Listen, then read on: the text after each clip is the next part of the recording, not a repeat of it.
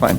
Hi, as part of my ongoing series, I'm Kevin Savetz. As part of my ongoing series of copyright infringement is your best entertainment value. We are going to be reading The Computer Takeover, a book by Edward Packard. It is a choose-your-own-adventure book. We will be reading, you will be choosing. Jason Scott will tell us all about Edward Packard with the microphone that I'm about to hand him now. How many people have choose-your-own-adventure books as part of your childhood? So here's the story of choose-your-own-adventure books very quickly. We find predecessors everywhere. There are books, for instance, that were, for some of you, Methuselahs, you'll recall perhaps in university being given a book where you had to test yourself on something and you were told to go to this page if you did it right, and you go to this page if you got it wrong, and so on. So there were predecessors for making books interactive and not just being linear. However, on his own, a young author named Edward Packard was working out some ideas, and he created the idea of a book where things were random and life was all sorts of different choices. And he created a prototype, and he had a different name for it. It was You Are the Story, and you decide where to go. And it's written in a very specific style. And if you recall, a lot of those books, they're written that way, of like it's you, and this thing is happening with you, and you've chosen to do this as a result of your actions. He created the book. He self-published it. He was working as a lawyer at the time. And then it sold a few hundred copies with a small company called, I believe it was called Mountain Cascade Publishing. The creator of that publishing house liked it so much he wanted him to make more. And part of why that was because a small New York Times mention of this book had caused sales to suddenly skyrocket. So they agreed to split the ownership. So at that point, Packard taught the other individual how to write these things, and they both started producing the books. Then they added other authors later. Like every other success story, there is sadness, anger, betrayal, stabs in the back, and so Choose Your Own Adventure was the name of the book. What happened in 1997 was the original trademark lapsed. That original owner bought the trademark back, renamed his company to Choose Co., and proceeded to sue everybody who ever used the phrase choose your own adventure, which is the Kleenex of things. And people are, and I talked about this recently, and I was like, and you're like, well, at least they didn't do it with Bandersnatch. Of course they did it with Bandersnatch. They sued the Bandersnatch people for calling it a choose your own adventure on Netflix. So this is an ongoing hilarious thing with sadness. Packard himself was a wonderful interview. My raw interview of him is on archive.org, and he is very realistic about what this was about. He thought it was about agency, about going your own way. And I said, why are some of the endings really sad, and why are they really happy? And he just looked at me like, that's life. So that's the story of Choose Your Own Adventure, which again, as it feels in most of your hearts, doesn't belong to a company, doesn't belong to an individual, but belongs to humanity as a way of thinking about writing. And I'm sure this is going to go just as swimmingly. Thank you, Jason. Aww. Choose Your Own Adventure, number 160, The Computer Takeover by Edward Packard. Warning! Do not read this book straight through from beginning to end. These pages contain many different adventures you may have as you match wits with a computer tyrant. From time to time, as you read along, you will be asked to make a choice. Your choice may lead to victory or to disaster. The adventures you have are the results of your choices. You are responsible because you choose. After you make a decision, follow the instructions to find out what happens to you next. Think carefully before you act, audience. There is no margin for error. Your adversary has pure voltage, circuitry, and the calculating superintelligence on its side, chances are he's already plotted the probabilities of your next move. Your only hope is to do the unexpected. The whole human race is depending on you. Good luck. No pressure. No pressure at all. Me? Human race is toast. So we see a young Starfleet officer sitting at his desk. Very exciting. Years have passed. The 21st century has arrived. Why, so it has. The countries of the world are now united in a single world federation. Yes, and that's The promise of the new millennium. And you are a famous computer expert. In fact, not a specific discipline of computer, just you're a computer expert. Famous. Oh, he's good with computers. Can you fix my website? My iPhone isn't working. In fact, despite your youth, you were recently appointed Chief Computer Advisor to the President of the World Federation Council. No one was surprised. When other kids your age were still learning to ride bicycles, you had already invented an omni-compatible internet access module. No one doubts that you're a computer genius, but some people think you aren't old enough or mature enough to handle your job. You think you're not old enough or mature enough? It worked for Doogie Howser, come on. Which is tremendously complex since everything is now so computerized. Computers could do a lot when you were a little kid, but now they do practically everything. Computers are put in charge of whole factories, they run trains and buses. An ordinary car can't start without one. When was this published? 1996, I think. So it is in some ways quite prescient. Yes. Of course, robots are in common use. Of course. They all have computers in them, which are directed by larger, smarter computers. It's just computers all the way down, called basic computers. These, in turn, are directed by supercomputers called master computers. And Python computers, which are linked in the worldwide Earth SuperNet. Quotes not my own. The master computers are so powerful and intelligent that they often seem human-like. For this reason, they are usually called he or she instead of it. The most powerful computer of all, the MC3000, located in Melbourne, Australia, is not normally linked to the Earth's SuperNet, but is devoted to solving enormously complex problems dealing with genetic engineering and astrophysical research. The whole system usually works smoothly, but because people rely so heavily on computers, when something does go wrong, it can cause big problems. That's where you come in. Anytime there's a major computer problem, you are expected to deal with it. Maybe that's why everyone calls you Chief. Right now... Hey, asshole. Yeah. Right now, you are sitting in your office at the World Federation Center in New York City, but you're not thinking much about computers. You're thinking about your vacation to Hawaii. In a little over 2 hours, you'll be soaking up the sun on Waikiki Beach.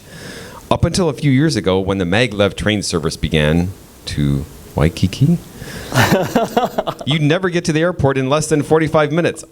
But the maglev, held off the ground by magnetic force, hence maglev, can travel at almost supersonic speed. Then, instead of a tedious trip by jet airliner, a rocket plane traveling above the Earth's atmosphere will get you to Hawaii in a couple of hours, thanks to Elon Musk. Was the train ride more or less tedious than that paragraph? That was pretty tedious, actually. Oh boy. I noticed this guy over here is cosplaying Geordi from Next Generation. I noticed, except there's something weird going on with his hand. Anyway. You're attending to a few last-minute details when your assistant, Dr. Tony Sullivan, arrives in your office. Tony is a brilliant aeronautic engineer, as well as a computer engineer, but he never accepted any of the early space mission assignments because he's afraid of heights. He drops into the and big spiders. Oh yeah, there's a lot of spiders in space. He drops into the big armchair across from your desk and looks wistfully up at the surfing poster on the wall. "Well, Chief," he says, "are there any trouble spots I should know about before you take off?" "Afraid not, Tony," you say. "I've never seen things running so smoothly. You may have nothing to do but think about what a good time I'm having in Hawaii." He laughs. "That's a break. We've all noticed that the more wonderful these computers get, the bigger the mess when they go wrong." You spend the next half hour bringing Tony up to date on the status sheets of master computers worldwide. You're about to leave when you're stopped by the insistent beep of the hotline. You flick on the speakerphone. Chief, it's Maria Santero, Moon Base Control. Close quote. The Federation has a major base on the moon now, mostly concerned with mining and space surveillance. Maria is in charge of computer operations there. You know her well. She was your advanced software design instructor at your university. Backstory. What? Backstory. Exposition. Yeah. No. She was a little miffed when you were appointed as chief computer advisor. She thought she should have been offered the job. NASCorp. Sorry, I forgot to check the page. It's all right. Well done on all the choices so far. Yeah. You take the moving walkway to Acorn's housing, some 300 meters from base control.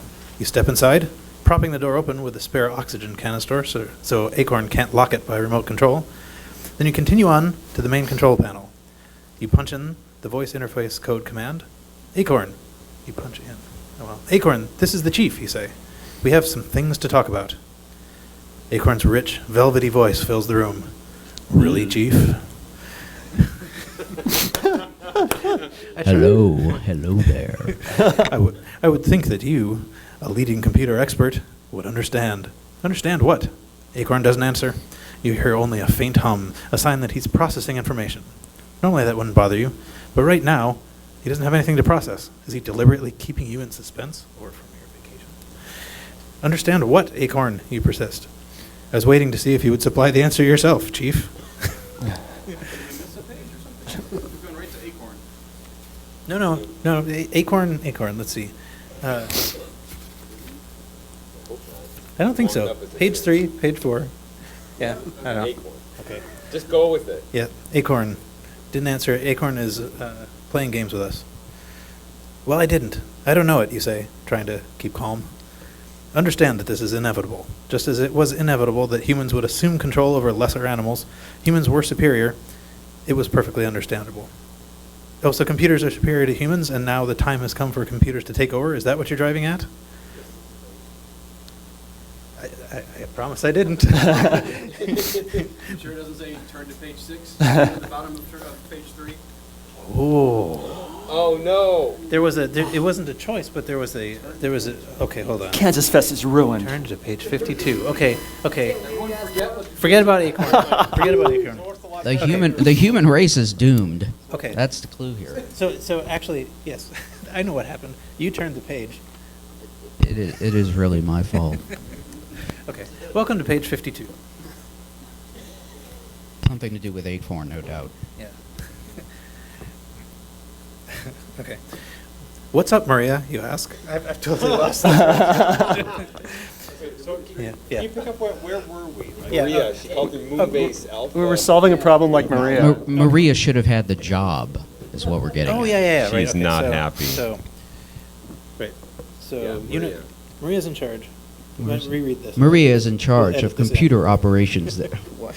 Computer operations there. You know her well. Oh, She yeah. was your advanced software design instructor at your university, but she was a little miffed when you were appointed as chief computer advisor. She thought she should have been offered the job.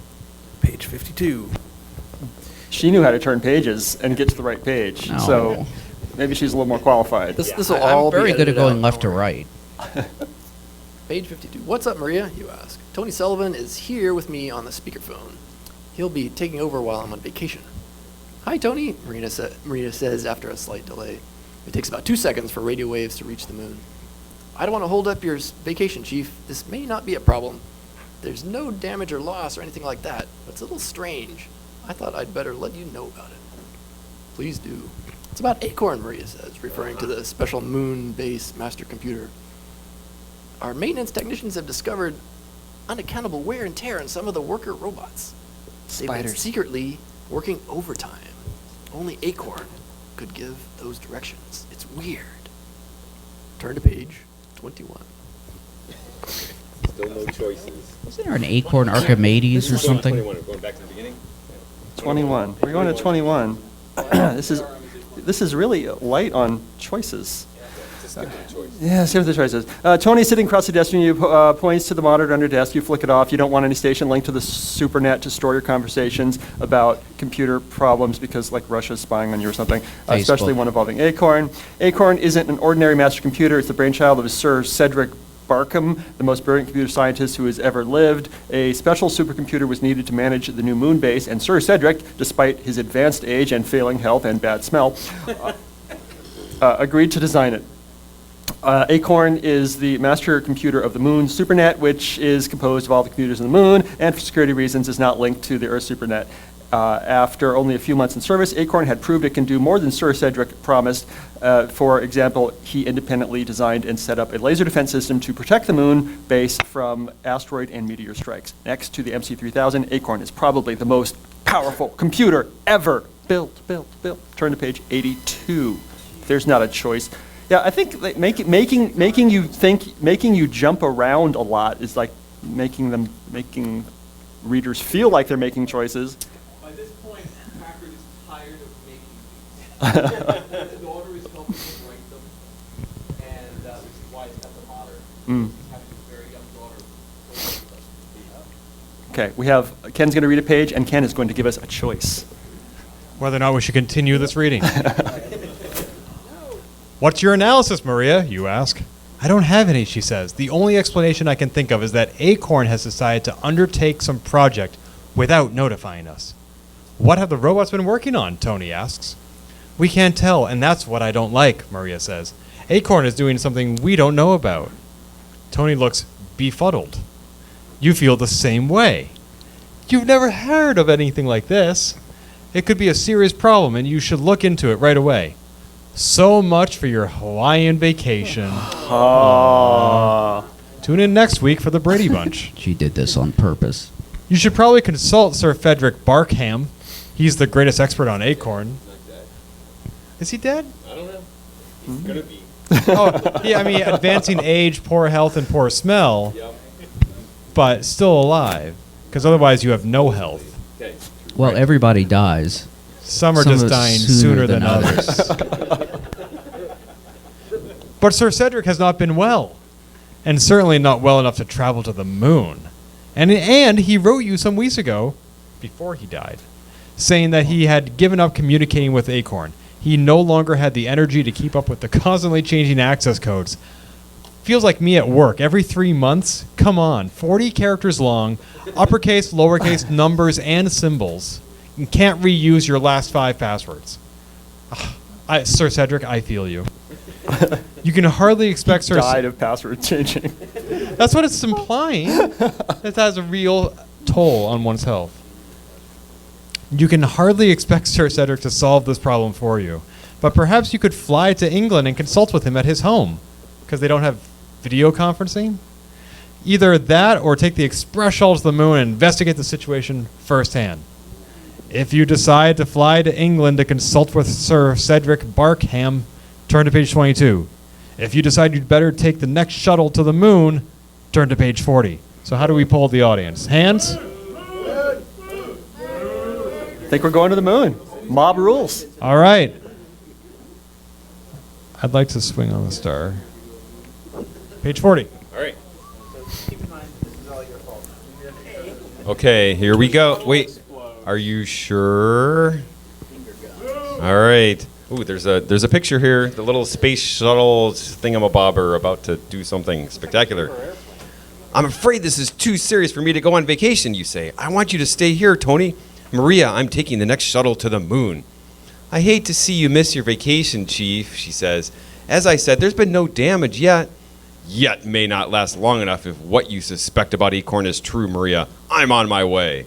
10 hours later, your shuttle lands at the moon base docking station. The engines shut down. The transparent dome slides up, forming a protective environment around the spacecraft. Air rushes in to the dome until normal pressure is reached. The hatch opens and the passengers jump to the ground. It's a 4-foot drop, but it feels like only a few inches in the moon's light gravity. Plus, you're so high. Yeah. So high right now. Maria is on hand to meet you. She gives you a quick hug, showing no sign of her old jealousy. Glad to have you here, Chief. Any new developments? Nothing. I mean, that I know of. I still can't get any explanation out of Acorn. He outright denies any extra activity. That's what worries me the most. You shake your head. And Acorn runs every basic computer up here. Applesoft Basic. I never liked the way Sir Cedric made them all dependent upon him. Nor I, she agrees. Turn to page 63.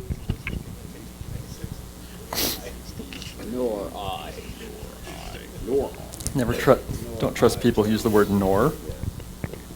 Unless they're programmers. There you have them. I remember how it happened, you say. The council got so worried about terrorists that they asked Sir Cedric to design Acorn with an immune system that would prevent unauthorized persons from interfering with his operation. Make Acorn virus-proof, they told him. Now Acorn is not only virus-proof, he's access-proof. We can't even turn him off.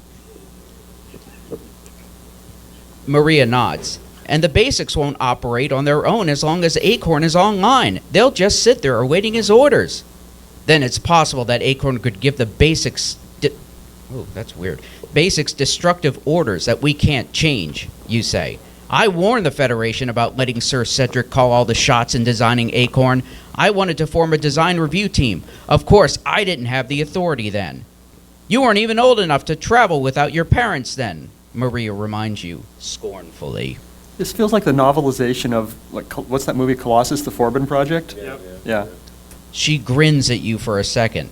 Then a heating vent starts to whir somewhere behind you and her face darkens. What's the matter, you ask. What is that noise? Oh. I was just thinking how dependent we are on our technology up here. Without the basic computers, we couldn't operate our primary life support systems. We're really vulnerable. I was just thinking about that.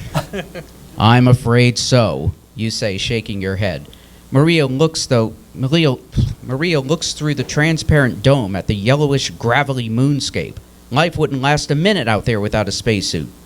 Turn to page 9. I'm going to do it right. I'm going to do it right this time. Any more choice? Yeah. Yeah, jump ahead of some choices. All right. I want agency, and Just go to the question. Right. Somehow we have to alter Acorn's basic directives program without causing any disruption, you say? Okay. You nod. Maria hesitates. All right, let's see. System architecture is based on the 2000 series. 2000's come equipped with a hidden bypass link. If I could find that link on Acorn, I could access its critical functions and possibly shut them down. All right, so you'd get nowhere interfacing with the Acorn directly, Maria says. You'd have to use the XK Advanced Parallel Computer. You'd already thought about using the XK. Come on, Maria. That's why you were passed up for this job. That's right. Let's get going, you tell Maria. If Acorn does have a bypass link, I think that the XK can help us find it. 94. I'm trying to find a choice. Is there a choice? No. Okay, Maglev. You ask Vorblin to deactivate computer. Who's Vorblin? Tang Vorblin. Hang Vorblin. you having a stroke? Okay. Right. Yes, Vorblin to deactivate the computer. You don't want to take the risk that the open modem will transmit your conversation into the moon supernet. All right, he's spying on you. Exchange glances with Maria. Whoa. Maria extends her hand. Okay, and that should tell you a lot about whether Acorn is responsible. 110. Oh, jeez. Oh, here we go. All right, I made it. All right, so I will make it two choice. You glance at... now we don't know who any of the people are. You glance at Commander Goldman. He grins at you, apparently amused at Maria's reminding you how she used to be your teacher. Did I get that right? All right. Look, Maria says gently, I know you're a computer genius, but I'm afraid you sometimes have a tendency to be too rash, too impulsive. Maria is annoying when she talks this way, but maybe she's right. One thing is certain, you can't spend time thinking about it. If you want to rashly punch her in the gut, Okay, turn so- to page 3. If you proceed directly to section 3 to check out its basic computer, turn to page 90. If you go right to work using the XK to search for Acorn's bypass link, turn to page 108. So section 3 for basic computer or XK for bypass link. How did we vote before? People shouted out. Okay, If people you want, shouted- just let's do show of hands this time. Okay, section 3 is for the basic computer.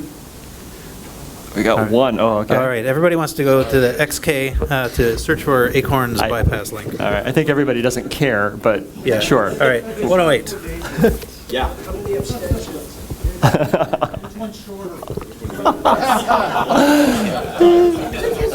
What's that?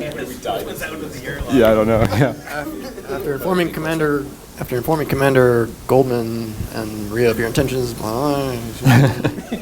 banish all thoughts from your mind as you search for the bypass link, putting questions to the XK, studying answers, blah, blah, blah. Solution comes programming instruction that will allow you to access Acorn's bypass link and shut him down. Without hesitation, use flip a switch linking XK to the Moon SuperNet. You punch in the new program. Now there's nothing to do but watch the monitor. It should work, but you can't be certain. There's always a chance Acorn has devised a screening mechanism. Seconds tick by, clench fists, nothing happened, all's quiet. Acorn must have rejected the instruction. Turn to page 49, no choice yet.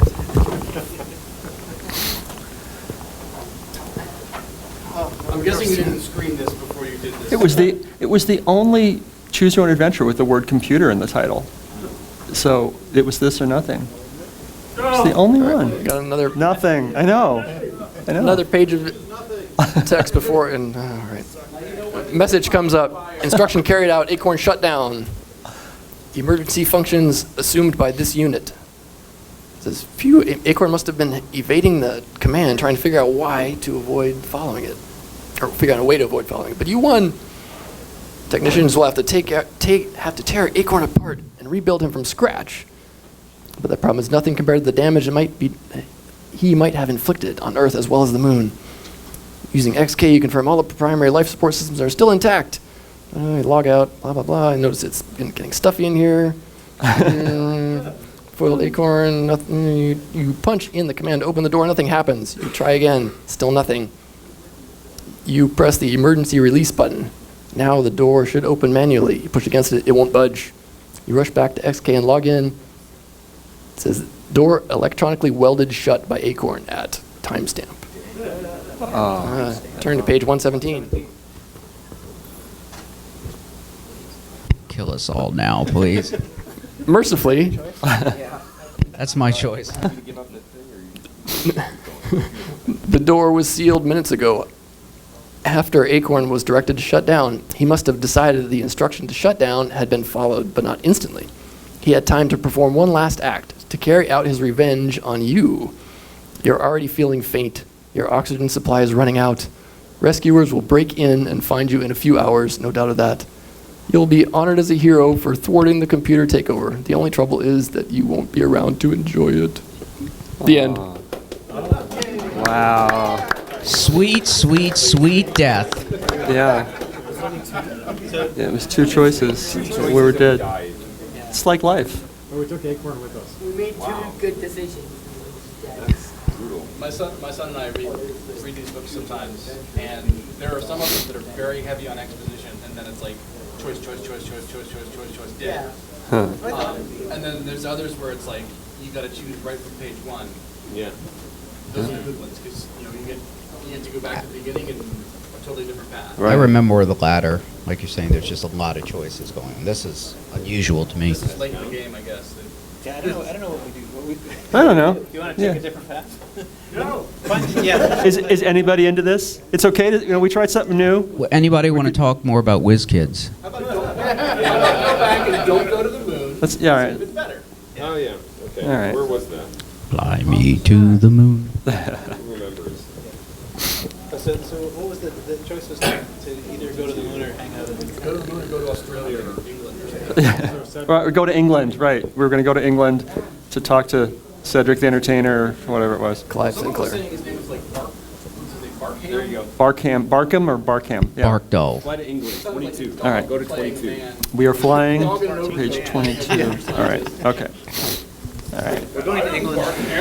3 hours later, you land in London and are ferried by helicopter to Sir Barkham's home, a miniature castle nestled among the hedgerows of Cornwall. We don't give a damn about that. The helicopter sits down on the south lawn. The rotors come to a stop. A fine drizzle is falling. We don't care.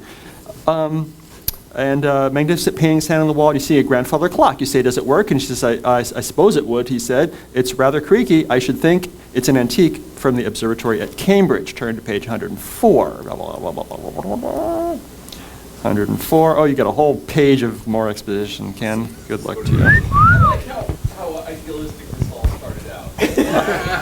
It's like you're trapped with Rorschach, the program. I know a failed experiment when I see one. What was it? I just don't keep punching the test tube afterwards angrily. We got 12 more minutes to fill. Do it. You come to a pair of double doors. Sir Cedric is in the study having his tea, Clark says. He knocks lightly, then opens the doors and lets you in. You find the great scientist, a frail elderly man with wisps of white hair Boy, does it smell. growing over his ears, propped against pillows in an armchair, wearing slippers and a maroon silk bathrobe. I don't know, it sounds super comfy. I got something to look forward to now. The smell part. Oh, yes. Well, He you're smelled- right. He smelled when he was young as well. You can That's spell it any odorous. I described him as smelly. But He looks up, squinting at you, and murmurs, "Ah, Chief, so good to see you."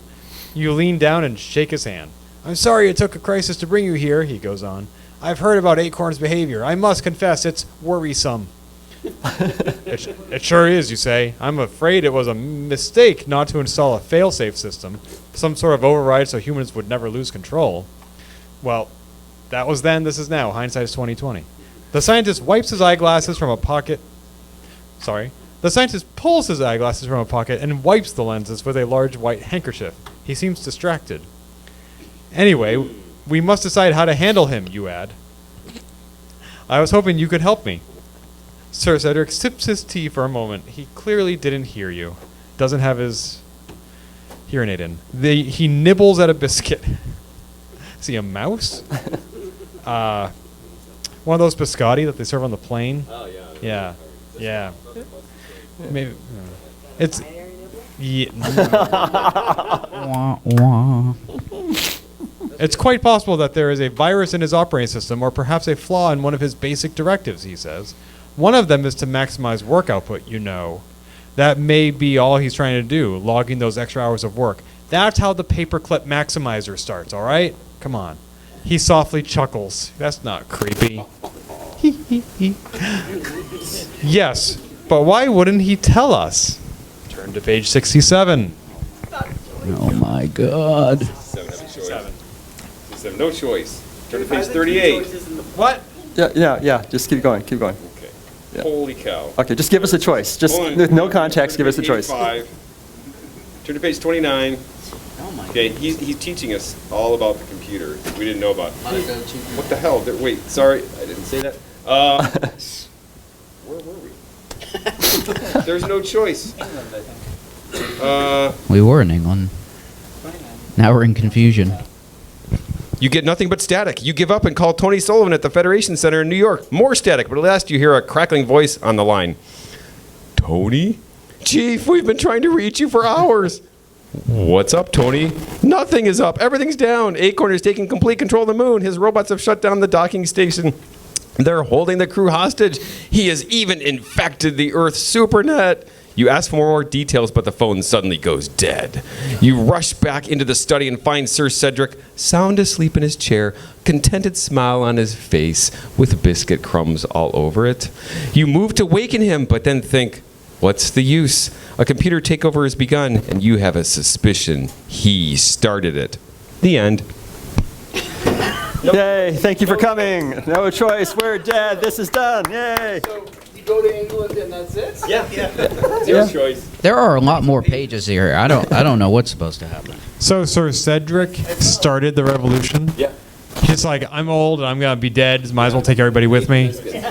I like page 4 better. That was a better. Yeah, that's an better. oxygen canister by the door. That's like a smoke. That's like a checkout's oxygen canister. Let's just start at a random page that has choices on it. Here. Here. 59. He interrupts your musings. We don't know what the musings are. You have two choices, Chief. Battle with me and die, or surrender, in which case I am prepared to provide a high place for you in the new order. The computer empire. That's a lame name. Do we know who he's talking to? Is it No, we Acorn? just jumped to a random page. It doesn't matter. We're Yeah. just talking eggplant or something. Surrender to a computer for a place in the Empire? If you tell Acorn that you won't give in, turn to page 51. If you pretend you'll surrender, turn to page 64. If you try to find out more about what Acorn's up to, turn to page 42. Find out more. No. Surrender. It says if you pretend to surrender. You can tell know- Acorn that you won't give in. We know what's in your heart. You pretend you want to surrender? You want to pretend to surrender. Okay. What number is this? 160. Oh, yeah, come on. Hey, what are you Yeah, he only went. They only went to like 185 or something. I thought maybe by then they'd like really have it dialed in. cousin Oliver face? Okay. Roseanne season 6 or whatever. Amazon or 1 star. Yeah. Yeah. Okay, we pretended to surrender. What sort of reward will I have if I surrender, you ask? Blah, blah, blah. Go on to the next page. What's the reward? Let's see. Oh, the reward was the things human like so much. A fine house, Sorry. swimming pool, expensive cars. That's what you want, isn't it? Sure, sounds good. Okay, that's a good human, he replies. Jeez. You can be the chief human in the world. Okay. How does this get 4.21 on? Yeah. 19 ratings, Okay, though. but it's up to you. But one more thing, I do require that you give me the master directive codes for the Nostalgia. MC3000. I want to make sure of her cooperation. I don't have the codes, Acorn. You're telling the truth. The codes required to change the master directives, you don't have. Whatever. I'd have to go to Earth. Turn to page 84. You know, none of us are paying attention either. So Yeah, go ahead. Turn to page 13. I just read these books over and over again. Wow. Go to next page. That's one of the reviews? This one doesn't actually have an instruction, but I'll assume it goes to the next page, then page 58. Oh, sorry. Trying to stop blinding you. 26. No, I did not page. read Moretsky's Choose Your Own Adventure. 111. There seriously has not been a choice in any of this. 111. Middle where it's like, you go after the whatever. I have a choice. When you flip to it, it goes like, you went to the middle of the book to do this. There isn't such a thing. -1 billion points. All this sort of stuff. There was one Choose Your Own Adventure, I don't know which one, where the only way to like really win was to cheat and just to jump to the middle of the book. And it was just like, you're a person who doesn't follow the rules, and sometimes in life that gets rewarded. You win. I do remember Patrick saying that, at least from the beginning, he always wanted to reward exploring and taking risks over taking it easy. So in a Patrick book, if you sat around and read a newspaper instead of exploring the page, you'd die. But the other ones prefer to do things like, well, you go back to read your newspaper, but it's interrupted by adventure. I had read, when I was a kid, I had read Space and Beyond, which was one of the Choose Your Own Adventures, and I decided to try to do it as a computer program on my Atari, or not it was something like that. So I started a program, it was called Mission KS50, KS being my initials, it was sneaky. And but I didn't like plan it out ahead of time, so it was just like it quickly, there's all these choices, and it quickly became this, unmanageable spider of choices. Ari Montgomery, that was Patrick's partner. Oh, yeah. Obituary. Ari Montgomery. There was an article, and there was the comments about, sad piece of my childhood is gone, comment kind of like. Then I told him not to turn to page 74. So I had the Dungeons and Dragons Choose Your Own Adventure. I forget what they were called, like Journey Quest or something. And the very first page as you open it is an example of the kinds of choices you're going to be seeing in the book. It gives you a scenario and it says, choose this page or this page. And I was like 6 years old or 7 years old, and I didn't realize that was just an example. I thought that's where the book started because it's page 1. And so I would read from that point, and I would choose one of those choices. And I didn't know who the characters were. I didn't know why they were in this castle. I thought it was like in media res, when you joined the story in the middle of the action. And so I would end up only getting to read half the book because I was coming in half the story and missing all the choices that got me to that point. And it was probably like a year or two before I figured it out. And I started flipping through the book. I'm like, how do I get to all these other pages, all these choices that actually tell me who the characters are? Are these like flashbacks or something?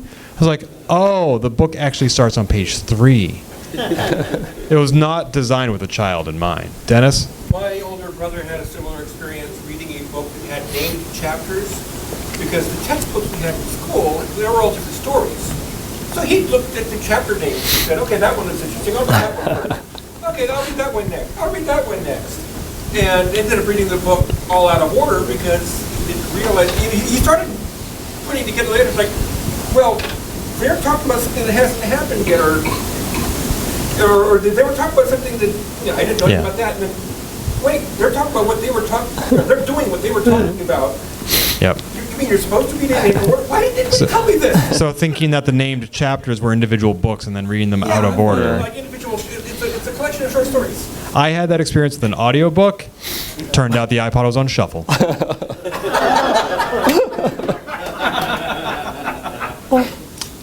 I did that sometimes with, I've done that one time with an audiobook where the chapters were named instead of numbered.